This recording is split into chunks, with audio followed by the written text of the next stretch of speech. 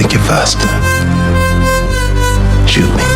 တချင်ကရောဘင်ဟူးဆိုတာညာပြည့်အသက်မှာပြိုင်ဘက်ကင်းတဲ့ဇာတ်တစုပေါ့ဒါပေမဲ့ဒီလူနဲ့တွေ့လိုက်တဲ့အခါမှာတော့သူ့ရဲ့အရေးအချင်းတွေကဘာမှမဟုတ်သူဖြစ်သွားရပါတယ်ဒီလူကသူ့စီပြစ်လွတ်လိုက်တဲ့များတွေကိုတော့အလွယ်တကူဖယ်ရှားပြနိုင်တာလားအဲ့ဒါကိုကြည့်ပြီးကြောင်းတောင်းဖြစ်သွားတဲ့ရောဘင်ဟူးကနောက်ထပ်များတစ်စင်းကိုချက်ချင်းပဲကြီးတင်လိုက်ပြန်ပါတယ်ဒါပေမဲ့သူများကိုမလွတ်နိုင်ခင်ပါနဲ့ဟိုလူကများတိုင်းကိုနှစ်ပိုင်းပြအောင်ရိုက်ချိုးလိုက်ပါတယ်ရောဘင်ဟူးအငဲကုန်ယူလေးရှိတဲ့ဓာတ်တိုင်းပညာကလည်းဒီလူရှိမှတော့သုံးစားမရတဲ့အမိုက်တစ်ခုလိုထင်နေကြတာပေါ့အဲ့ဒီနောက်အဲ့ဒီလူကရောဘင်ဟူးကိုလေးတလက်ကန်ပစ်လိုက်ပါတယ်ဒါကတာမန်လေးတစ်ခုမဟုတ်ဘူးဗျဒီလေးနဲ့ပြစ်လိုက်တဲ့များတွေကပြိုင်ဘက်ကင်းတဲ့စွမ်းအားတွေနဲ့အတူဟုံတောက်ပြီးထက်သွားတာမျိုးပါရောဘင်ဟူးရဲ့အခုလက်ရှိအရေးအချက်နဲ့ဆိုရင်များတွေကိုမျက်စိတမိတ်အတွင်းအရှင်အဟုန်ပြင်းပြင်းနဲ့ပြစ်လွှတ်နိုင်နေပါပြီနောက်တစ်ဆင့်ကတော့တကယ်လက်တွေတိုက်ခိုက်ရေးလေ့ကျင့်ခန်းပဲဖြစ်ပါတယ်ဒီလိုလူသူမရှိတဲ့အိမ်ပြက်ကြီးထဲမှာသူ့ရဲ့တုံးပြက်မှုတွေကိုအကောင်းဆုံးဖြစ်အောင်လေ့ကျင့်ပေးဖို့အတွက်1600ပေါင်းစုံကိုဆင်းထားတာပါဒီလိုပြင်းထန်လို့နဲ့လေ့ကျင့်ခန်းတွေကိုရောဘင်ဟူးတယောက်နေမနာညံ့မနာဒီဇိုင်းမဲ့လေ့ကျင့်နေပါတယ်ဒါပေမဲ့မြန်ယုံနဲ့တွေမလုံလောက်သေးဘူးလေခန္ဓာကိုယ်ကြံခိုင်မှုအတွက်ပင်မဆင်းရဲလာတဲ့လေ့ကျင့်ခန်းတွေကိုလည်းသူအန်ကျိတ်ပြီးကြော်ဖြတ်ခဲ့ရပါသေးတယ်အဲ့ဒီလူရဲ့ငဲ့ညာမှုမရှိတဲ့သင်ကြားမှုအောက်မှာ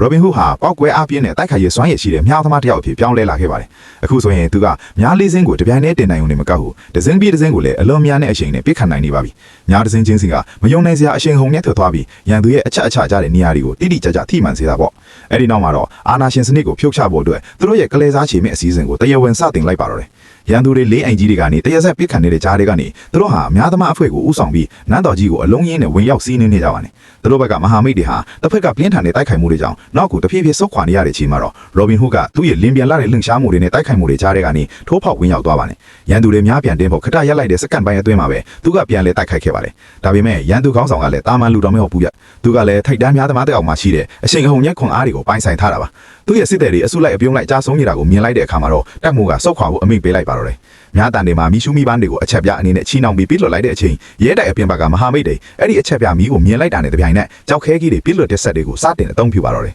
ရေတွက်လို့မရနိုင်တဲ့ကြောက်ခဲကြီးတွေကရဲတိုက်ထဲကိုတဝုံဝုံနဲ့ကျဆင်းလာပြီးရန်သူတော့မိတ်ဆွေတော်မချန်အားလုံးကိုထိမှန်ကုန်ပါတော့တယ်